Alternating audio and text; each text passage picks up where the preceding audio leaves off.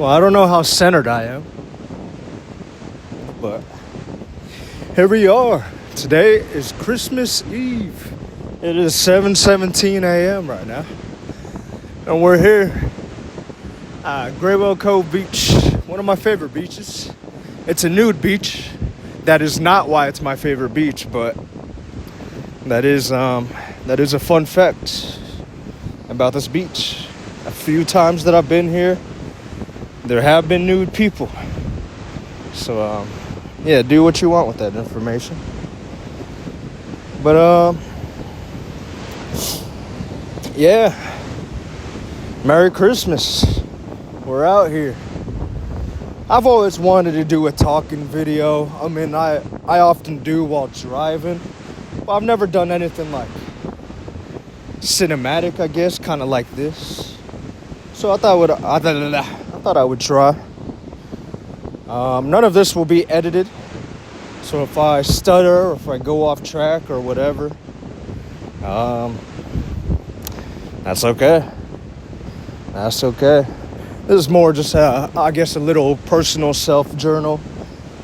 There's always there's a topic that I think of consistently. And it just makes me appreciate life and grateful for life, all the ups and downs. I've always been a strong believer of balance or yin and yang, whatever you want to call it. Now, everybody goes through pain. Everybody goes through tough times. And sometimes I feel like people run away from that, or they try to overcome it or rid of it. But to me, I feel like it's crucial to befriend it, to befriend those quote-unquote negative emotions such as sadness or mad, anger, poverty, pain, anything that has to do with suffering. Why I think that is because if sadness and anger and poverty were to not exist, happiness wouldn't either. Bliss wouldn't either. Wealth, peace wouldn't exist either. Why I think that is because you need something to compare those emotions to. You can't have one thing without comparing it to another. If there was a world where there was only happiness, happiness wouldn't exist because we wouldn't have the comprehension to compare something to it to deem it as happiness. So in a utopia, if everything's perfect, we wouldn't have any knowledge that everything's perfect, even if it is. So when it comes to the bad emotions, I try to dive headfirst into it and feel it all. Just because I know happiness is out there somewhere. Oops, I'm stepping on a bunch of mussels right now, mussel shells. There's a bunker here. I've climbed that bunker a few times. It's very beautiful.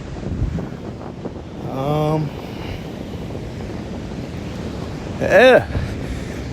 Also, what I always think about as well is I'm an accumulation of everything I've ever loved. And what I mean by that is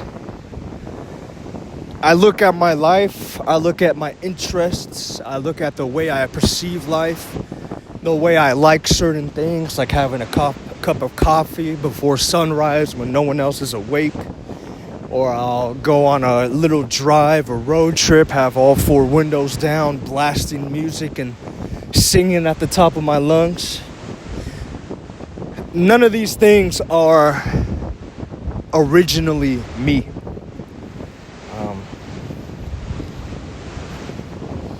It always stems from someone that I've loved or something that I've loved.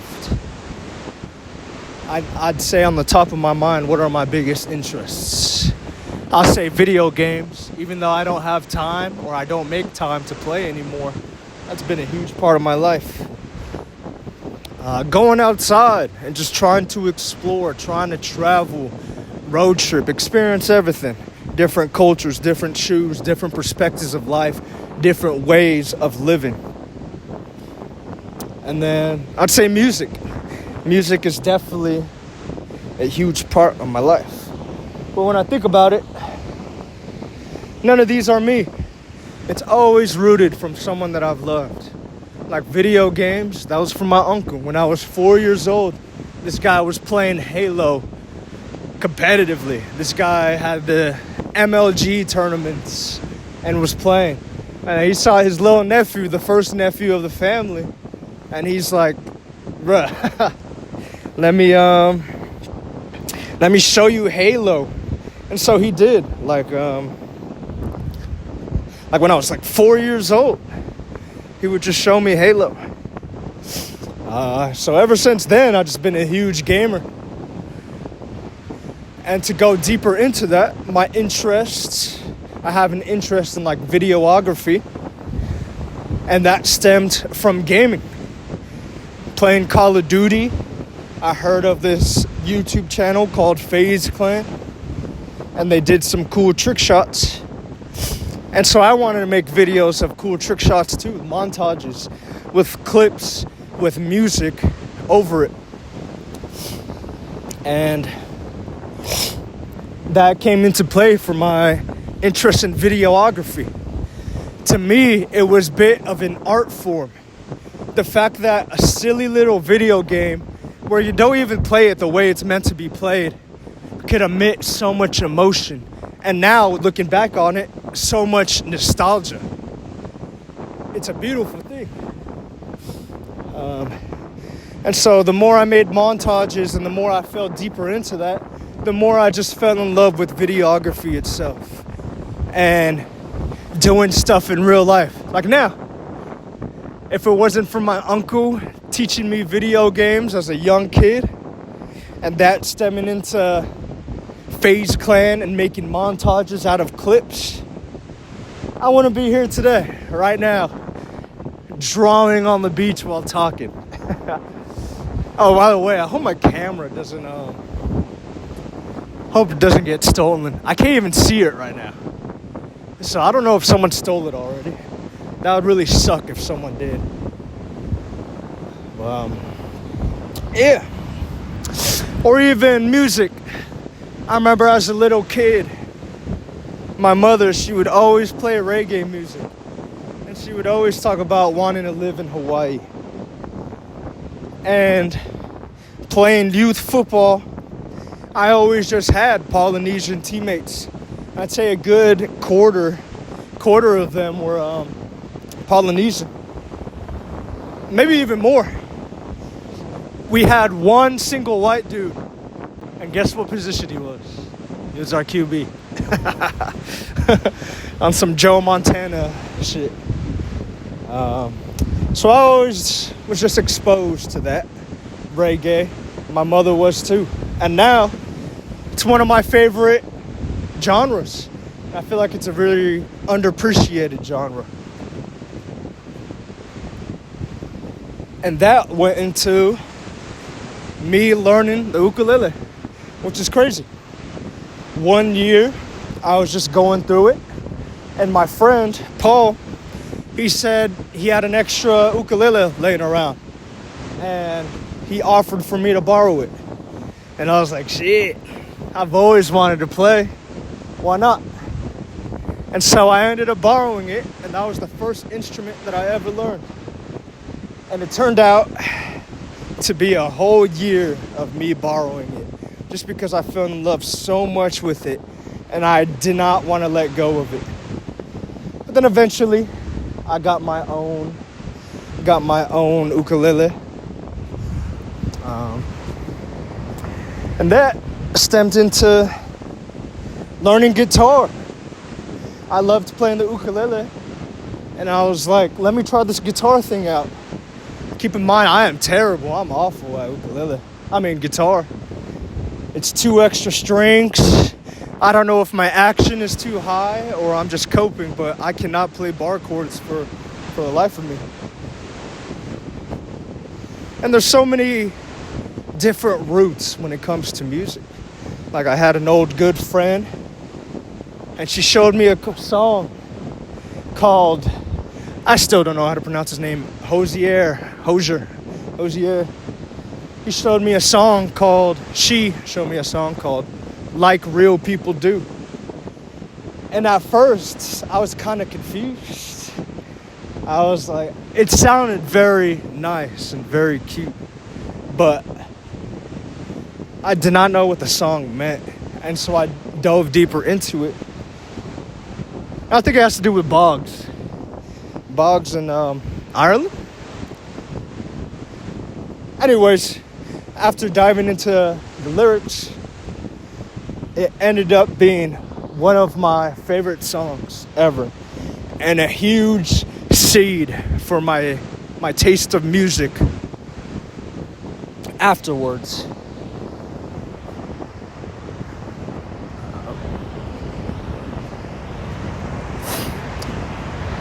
From there, I kind of fell in love with indie folk. There was just something so natural to it. Just the acoustic guitar and singing. And in a way, most of these songs, it doesn't even feel like a song necessarily. It just feels like poetry. It just feels like emotion communicated through sound. It's a gorgeous thing.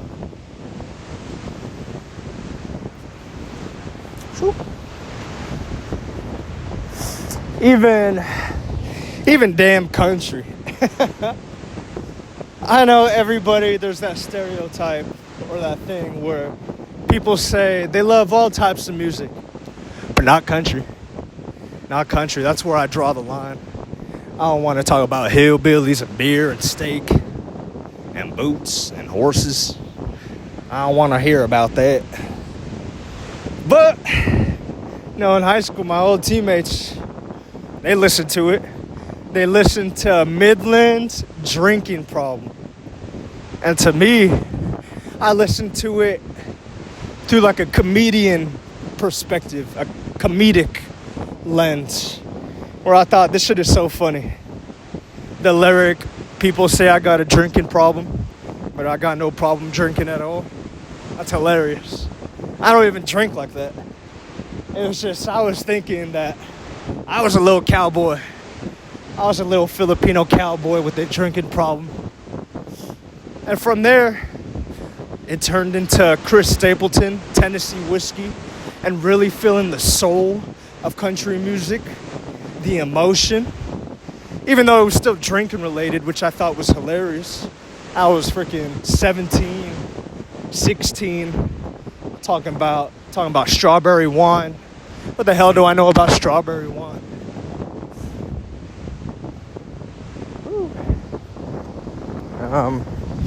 Yeah, from there, I listened to more as a joke. Zach Brown band.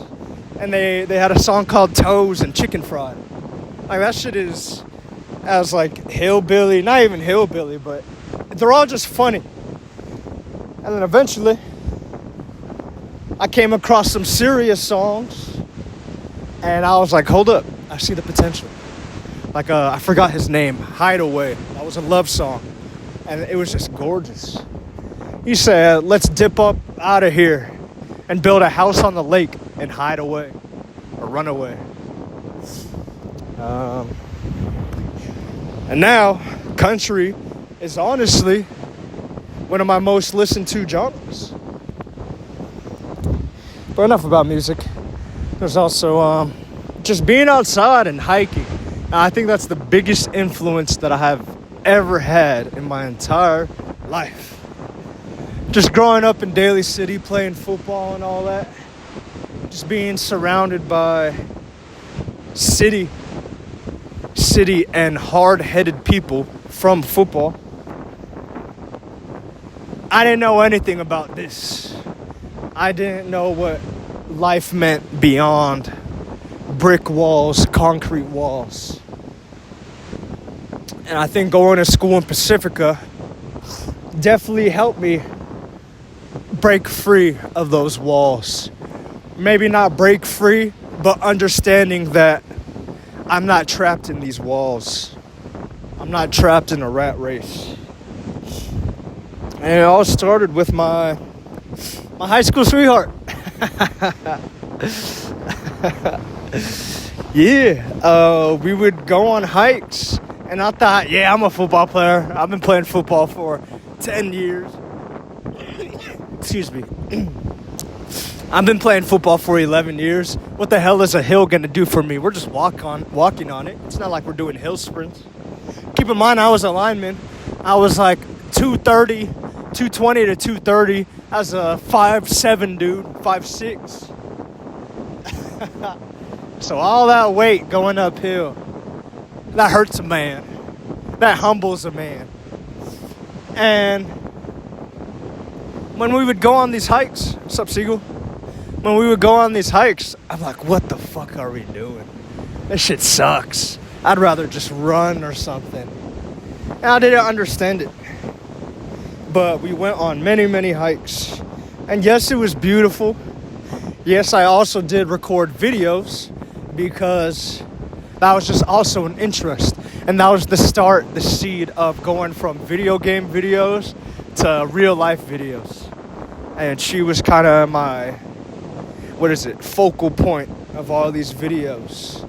It was just intertwining two loves that I had. A love of videography, and a love for this woman that I had.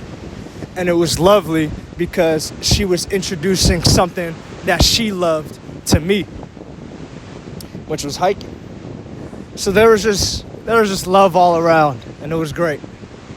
But I never understood it during the time.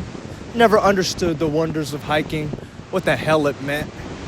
I didn't really understand what dancing in the rain meant, or being barefoot in the grass, other than through a cinematic or cinema perspective where we just look corny, frolicking in a field. I thought it was just corny. I never understood the deeper things or emotions behind it. And then sadly, but gratefully, we split.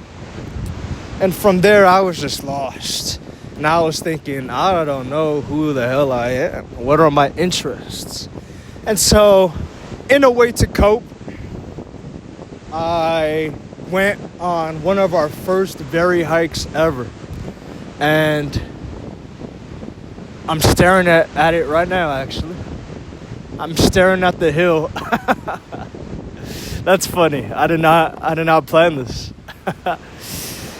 Yeah, we went up this hill, and it's a very steep hill, and I was dying. It's only like a quarter mile long, but like, I don't know, 300 elevation, 400 elevation. It's quite high. Maybe I'm giving it a lot more credit than it actually is, and I was unfit at the time. But we went all the way up the hill, just a quarter mile, and I was gassed. I was like, all right, love, I want to go back. But yeah, after we split, I went back to that same trail just to cope for a little bit. And I made it on top of the hill alone. That was my first ever solo hike. Every other hike that I've done have been with her. And I saw this view, the same view that I've seen with her. And I was like, man, feels a bit different. Feels a bit different this time. Feels quite silent. But I had this thought in me where I was like, you know what? Let me keep going. Let me keep going and see where this takes me. I don't know how long this trail is. I don't know how high it goes. I don't know what I would see. But let me just go. I have free time today. So I did that. And it was a very foggy day. I didn't see a single person. It was very cloudy at a lower level. And I only seen one person, actually. He was on his way down. And I asked him, I was like, how much longer? And he said, just a couple miles. So I walked, kept on hiking what felt like a couple more miles. That shit wasn't a couple more miles, my butt. But nevertheless, I kept going.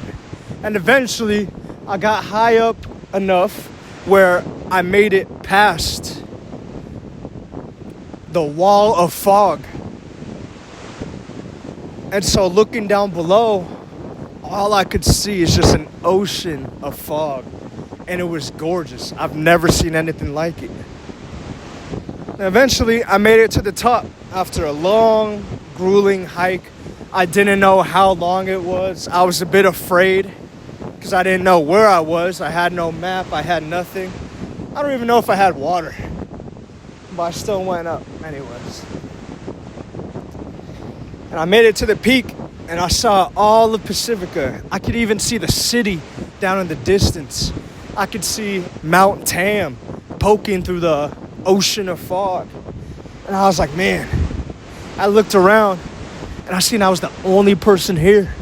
And I was thinking, I'm the only one experiencing this right now. Maybe someone else in another mountain peak, but as of right now, this is just me. It's just me and only me here. And I've never felt that type of solitude or silence. Of course, there's being in a room, locking the door, in between these four walls. But that's not the same. It's not the same. It's like being out here and there are no walls and being in solitude. That's crazy. Just like right now, I have this whole beach to myself and the ocean is just roaring. On my way back down, I remember thinking, fuck, I am hurting, but I am grateful. And ever since then, I was like, damn, this was kind of nice. Let me do it again. And so it went from to this day, actually, I don't know how long that trail is. I've done the trail at least 50 times, maybe even more in the past, 3 years? 3-4 years, I think 3 years closer. I still never bothered to search it up. I don't even think that's a legit trail on all trails. I think people start from a different trailhead, but I think that's where we started. So it just stuck. But anyways, from that first hike, I started going on more hikes. I'm gonna assume it's 6 miles. It's a 6 mile out and back trip. But from there, I was like, I need more. So I did 7, and then I did 8, and then I did 10, and then I did 13. And I wasn't well equipped. I was just walking. I was just walking, appreciated it, but also grieving a little bit from the heartbreak. I remember doing Mount Diablo and Mount Tam, the two highest points in the Bay Area. I think Mount Tam is around 3,000 and Mount Diablo is around 4,000. But I would start maybe midway or something. I wouldn't start from the base, from ground level. Or maybe I did. No, I didn't. Excuse me. Keep on burping. And I just kept going, kept walking. These were all solo too. And I had no knowledge of how harsh nature could be sometimes. Even though it's great, it'll kill you. It'll kill you if you're not well equipped. And so from there, I was like, oh man, there could actually be mountain lions or coyote or bears out here. Maybe ignorance is bliss, because now I can't do a hike without being afraid sometimes. But I still persisted. And from there, I discovered what national parks were. I remember going to Redwood National Park as a kid with my grandma, my Lolo, Layla, and I. But I never really understood the beauty or the significance of these parks. We went to Redwood, and then we went to Crater Lake. I was just like, cool. A lake and shit. Big trees and shit.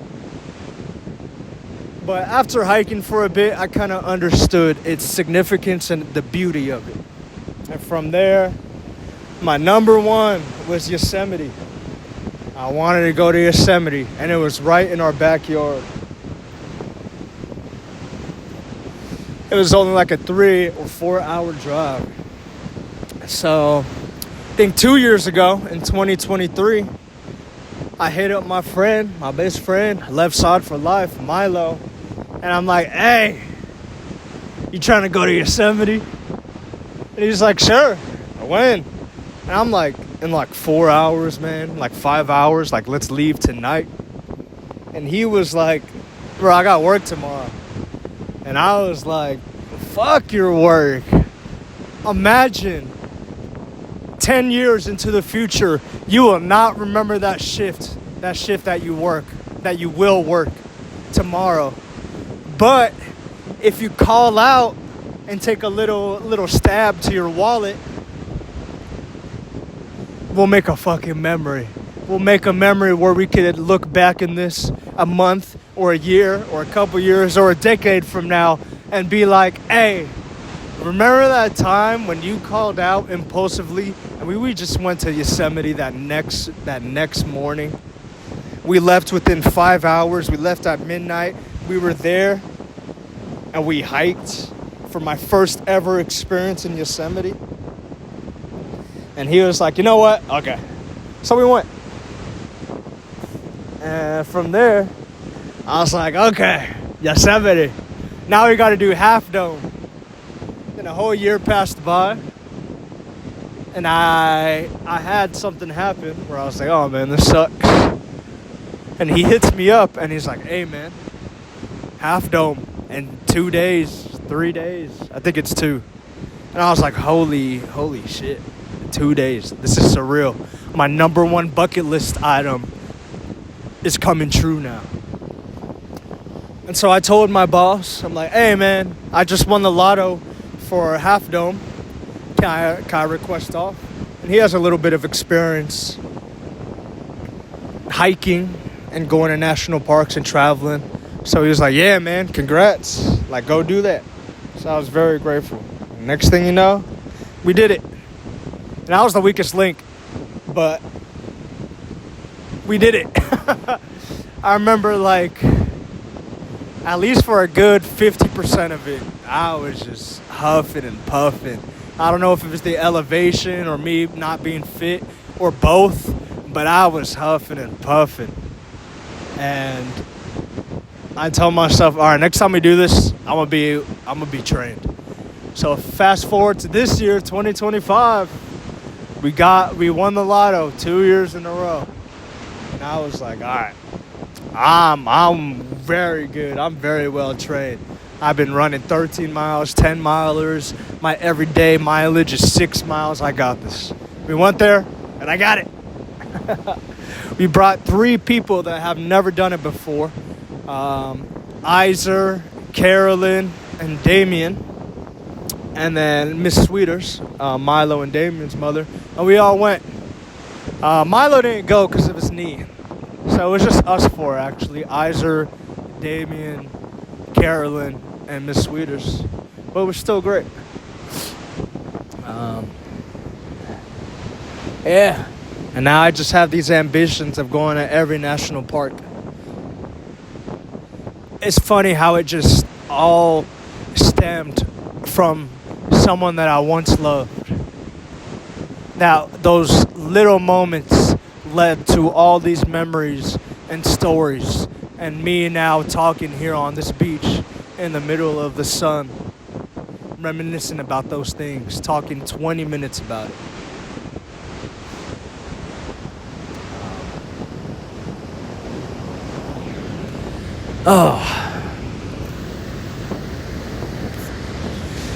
Or even road tripping and traveling.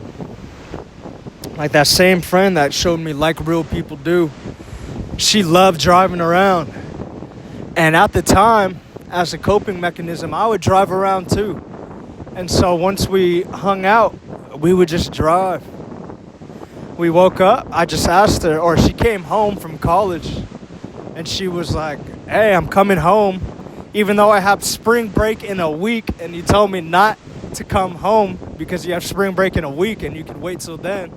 I'm coming home. And she did that. And so she was here, and we decided to hang out. We had no place. We had nothing in mind. It was just, I'll pick you up at 6 or 7. And she's like, yep, okay. And so I picked her up, and then we started driving. But nowhere in mind. We just drove. And then Pacifica, we got breakfast there. And then from Pacifica, we went to Half Moon Bay. And then from Half Moon Bay, we were like, you know what? You want to drive to Monterey? And so we drove to Monterey. And, man, I just remember in Half Moon Bay, we had all of our windows down like I loved. And she loved as well. And we just had music blasting. And she stuck her head outside of the window, her body outside of the window, just feeling the wind. And there was a whole field of dandelions. The whole field was yellow. And in my head, I was thinking, man, this is one of the most beautiful things that I've ever seen. One of the most beautiful experiences that I've ever experienced. And I remember she was taking a video, too, of the fields as her body was out. And I just seen her through the rear view mirror or the side mirror. And I'm like, man, I wish I could stay in this moment forever. From there, I just fell even more in love with driving and road tripping. And so, even after we faded away or became less close,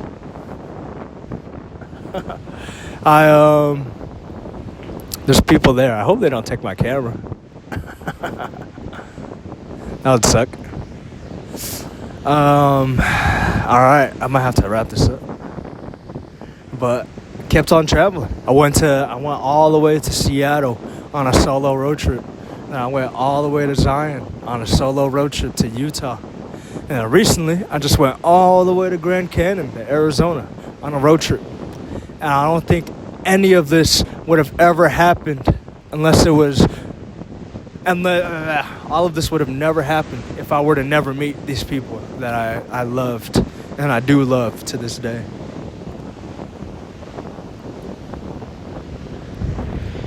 So I look back at all of my interests, all of my hobbies, the way I perceive life, and I think this was all never due to me. This was all due to from everyone I love, due to everyone I loved.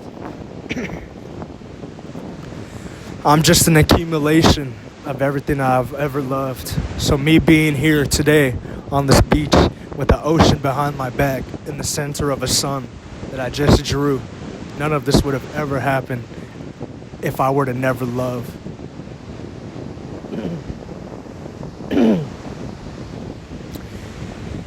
And I'm so grateful for these people. And I just think I hope I could do this for other people too.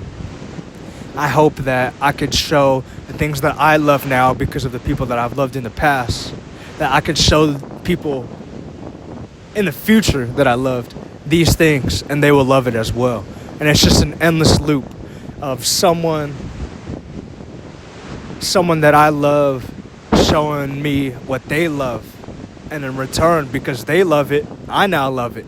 And so in the future, when I meet other people, I show them what I love, and I hope that they can love it as well. And it all stems from love. I am an accumulation of everything that I've ever loved, and everything that I've ever loved is an accumulation of everything that they've ever loved. It's a beautiful thing. It's a beauty. It's a beauty. Yeah.